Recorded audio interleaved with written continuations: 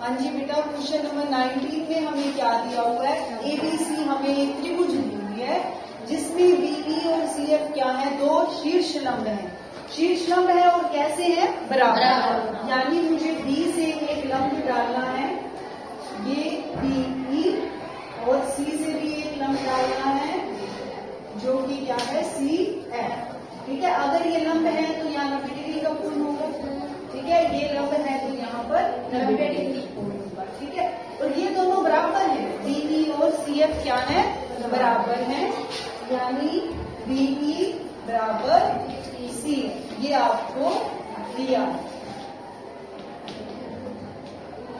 अगर ये लंब है तो ये वाला कोण यानी बी एफ सी बराबर होगा बी ई सी। ये दोनों कितने डिग्री के होंगे, 90 डिग्री। ये भी दिया है अपने को। ठीक है, हमने क्या सिद्ध करना है, हमने सिद्ध करना है कि ये एक समद्विबाहु त्रिभुज है। देखो बेटा, ये समद्विबाहु त्रिभुज कैसे होगी, अगर मैं ये सिद्ध कर दूं कि इसकी दो भुजाएं बराबर है, या तो मैं ये सिद्ध कर दूं इसकी दो भुजाएं बराबर है, या मैं ये सिद्ध कर दूं कि इसके दो कोण बराबर है। ठीक है ना, अगर इन दोनों में से मैं एक भी चीज प्रूव कर दूं तो क्या प्रूव हो जाएगा कि ये समद्विबाहु त्रिभुज है। ठीक है, अब देखो, मैं ये वाली दो त्रिभुजें लिखती हूँ, एक ये वाली त्रिभुज, ठीक है, ये बन रही है ना त्रिभुज, ध्यान से देखो, और दूसरी ये वाली,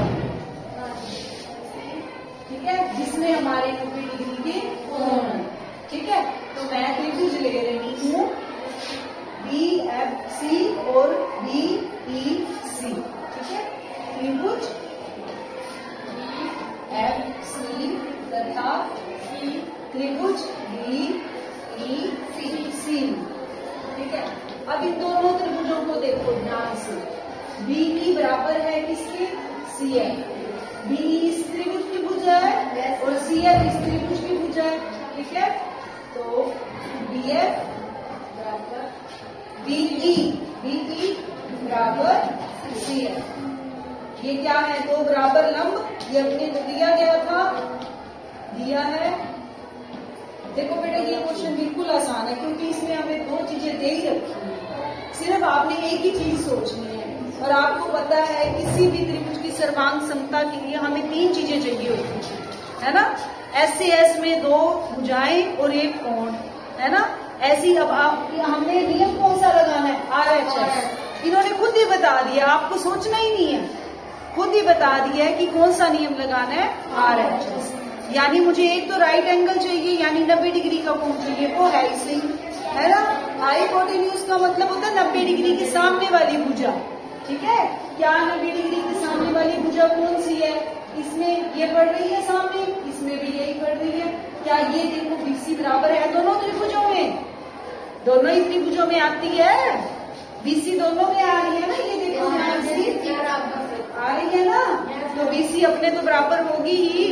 ठीक है, तो बीसी बराबर बीसी क्या है, उभयनिष्ठ, यानी दोनों त्रिभुजों में आएंगे। और ये तो हमें दिया ही हुआ था, क्या ये बी एफ सी बराबर बी ई सी बराबर 90 डिग्री। लग गया RHS। R का मतलब राइट एंगल, H का मतलब 90 डिग्री के सामने वाली भुजा, वो ये है, और S का मतलब साइड, ये एक साइड भी हमने प्रूव किया हमारे पास। तो कौन सा नियम लग गया, इसीलिए RHS